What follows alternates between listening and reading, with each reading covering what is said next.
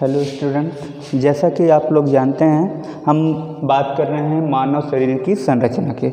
हमने पहले लेक्चर में डिस्कस किया था कि सेल क्या होता है। इसके अलावा त्वचा की बात हमने किया था और त्वचा में दो स्तर पाए जाते हैं, अधिचर्म और चर्म। तो अधिचर्म के बारे में हम डिस्कस कर चुके हैं। आज हम बात करेंगे चर्म के बारे में, यानी डर्मिस के बारे में। तो डर्मिस का जो निर्माण होता है वो किससे होता है? मेसोडर्म से होता है। जैसा कि अधिचर्म में हमने बताया था एक्टोडर्म से, यानी अधिचर्म का निर्माण किससे हुआ था? एक्टोडर्म से हुआ था। लेकिन चर्म का निर्माण यानी डर्मिस का निर्माण किससे होता है? मेसोडर्म से। यानी 3 लेयर होते हैं ना, एक्टोडर्म, मेसोडर्म और एंडोडर्म। तो जो डर्मिस है इसका निर्माण किससे हुआ है? मेसोडर्म से। अधिचर्म से 3 से 4 गुना मोटी होती हैं। अधिचर्म से 3 से 4 गुना मोटी होती हैं। और किससे बनी होती हैं? तंतुमय संयोजी ऊतक से। संयोजी ऊतक किसको कहते हैं? अंगों को आपस में जोड़ने वाला ऊतक होता है। यानी कि किसी भी अंग को आपस में जोड़ने का कार्य कर रहा है तो उसे हम क्या कहते हैं? संयोजन। संयोजन का मतलब होता है जोड़ना। तो ये क्या करते हैं? संयोजी ऊतक होते हैं, यानी अंगों को आपस में जोड़ने का कार्य करते हैं। यानी कि कहने का मतलब त्वचा को मांसपेशियों से जोड़ने का कार्य करते हैं। ठीक, इसमें कई प्रकार के तंतु पाए जाते हैं, जैसे श्वेत कोलेजन तंतु एक प्रकार का प्रोटीन होता है जो कि कनेक्टिव टिश्यू का काम करता है। इलास्टिन तंतु है, ये भी प्रोटीन होता है, ये भी क्या करता है? कनेक्टिव टिश्यू का काम करता है। त्वक ग्रंथियाँ, त्वक ग्रंथियाँ में ग्रंथियाँ आती हैं, जैसे श्वेत ग्रंथि हुई, सेबेसियस हुआ, स्तन ग्रंथि हुआ। ठीक, ये सारी ग्रंथियाँ आती हैं इसमें। और ये ग्रंथियाँ कैसी ग्रंथियाँ होती हैं? बाह्यस्रावी ग्रंथियाँ होती हैं। इसके अलावा रोम पुट्टिकाएँ, रोम पुट्टिकाओं में रोम्स पाए जाते हैं, यानी हेयर्स होते हैं। तंत्रिका तंतु, जिसमें कि तंत्रिका के जाल फैले हुए रहते हैं, जिससे हमें संवेदना और स्पर्श पता चलता है, पीड़ा पता चलता है। इसके अलावा त्वची संवेदांग होते हैं जिसके कारण हमें क्या पता चलता है? पीड़ा, स्पर्श आदि का पता चलता है।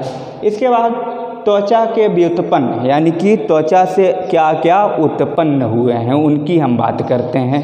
तो त्वचा के व्युत्पन्न यानी डेरिवेटिव्स ऑफ स्किन, तो इसके 2 व्युत्पन्न हैं। एक होता है बाल या रोम, जिसको कहते हैं हेयर कहते हैं। दूसरा त्वचीय ग्रंथियाँ होती हैं। तो बाल या रोम के बारे में आप लोग जानते हैं। हम बात करेंगे त्वचीय ग्रंथियों के, यानी क्यूटेनियस ग्लैंड के बारे में बात करेंगे। तो क्यूटेनियस ग्लैंड देखते हैं कितने प्रकार के पाए जाते हैं इसमें। तो एक होता है श्वेत ग्रंथि, सेबेसियस, स्तन ग्रंथियाँ होती हैं, सेरुमिनम होता है, मीबोमियम होता है, अश्रु ग्रंथियाँ होती हैं, मूलाधार होता है। ठीक, तो इनके बारे में हम थोड़ा सा डिस्कस करते हैं। श्वेत ग्रंथियाँ, श्वेत ग्रंथियाँ यानी स्वेट ग्लैंड जिसको कहते हैं, यहाँ से क्या आता है? पसीना। ठीक, स्वेट निकलता है, स्वेटिंग होता है, यानी पसीना आता है, जिसके कारण हमारे बॉडी का तापमान नियमन होता है। दूसरा है सेबेसियस ग्रंथि, जिसमें क्या पाए जाते हैं? तेली पदार्थ का सिक्रीशन होता है और ये हमारे बाल और त्वचा को चिकना बनाने का कार्य करता है। स्तन ग्रंथियाँ, जो पुरुष होते हैं, पुरुष में स्तन ग्रंथियाँ पाई जाती हैं लेकिन अवशेषीय अंग के रूप में होती हैं। लेकिन जो महिलाएं होती हैं उसमें स्तन ग्रंथियाँ पाई जाती हैं, जहाँ से क्या सिक्रीट होता है? दुग्ध का सिक्रीशन होता है, दुग्ध का स्रावण होता है। सेरुमिनम है, सेरुमिनम कहाँ पाया जाता है? बाह्य कर्ण में पाया जाता है। यहाँ से एक पदार्थ का सिक्रीशन होता है जिसका नाम है सेरुमिन।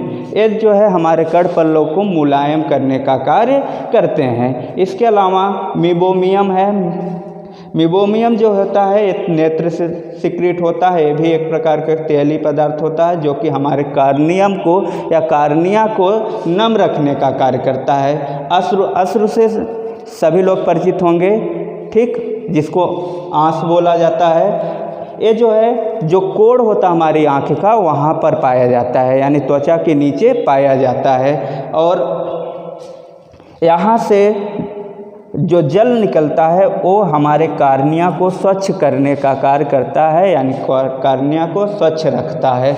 मूलाधार जो होता है कहाँ पर पाया जाता है? जननांगों एवं गुदा के समीप पाया जाता है। यहाँ से एक विशेष प्रकार का गंध सिक्रिट होता है जो कि लैंगिक आकर्षण में सहायक होता है, लैंगिक आकर्षण में सहायक होता है। इसके अलावा हम त्वचा के कार्य की बात करते हैं तो त्वचा के निम्नलिखित कार्य हैं, जैसे शरीर की सुरक्षा, ताप नियमन, संवेदनाग्राही होते हैं, विटामिन डी का संश्लेषण करते हैं, पुनर्जनन की क्षमता पाई जाती है, यानी चोट घाव भरने में सहायक होते हैं। तो शरीर का सुरक्षा किस प्रकार से करते हैं? शरीर की सुरक्षा इस प्रकार से करते हैं क्योंकि इनके पास क्या पाया जाता है? रोम्स पाए जाते हैं। रोम जो होते हैं ये जो बैक्टीरिया वगैरह आते हैं उनको रोकने का कार्य करते हैं। इसके अलावा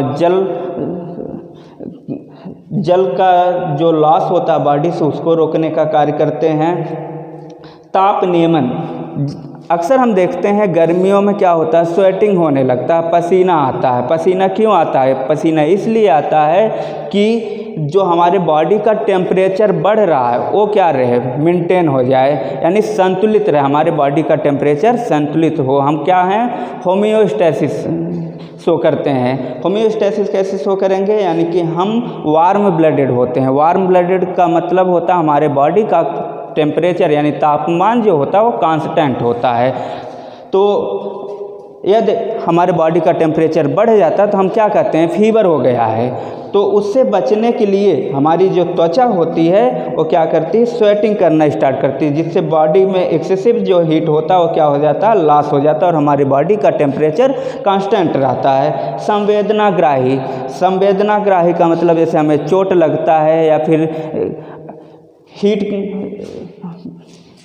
हीट स्टिमुलस हमें प्रदान हुआ तो ऐसे कंडीशन में हमको तुरंत पता चल जाता है कि हमें जो है हीट के रूप में स्टिमुलस मिल रहा है या चोट लग गया है। तो इस प्रकार से या फिर कोई स्पर्श करता है हमारे बॉडी को तब भी पता चल जाता है। तो क्यों पता चलता है? क्योंकि हमारी जो त्वचा होती है वो कैसे होती है? संवेदी अंग का कार्य करती है। इसके अलावा हमारी त्वचा विटामिन डी का संश्लेषण करती है। त्वचा विटामिन डी का संश्लेषण करती है। कैसे करती है? सूर्य के प्रकाश में। इसके अलावा इसमें मेलानिन का सिंथेसिस होता है जिससे हमारी बॉडी का कलर भी निर्धारित होता है। इसके अलावा पुनर्जनन की क्षमता होती है। पुनर्जनन की क्षमता होने के कारण जब हमें चोट लग जाता है या घाव लग जाता है तो उसको भरने में एक क्या होते हैं? सहायक होते हैं। Thank you.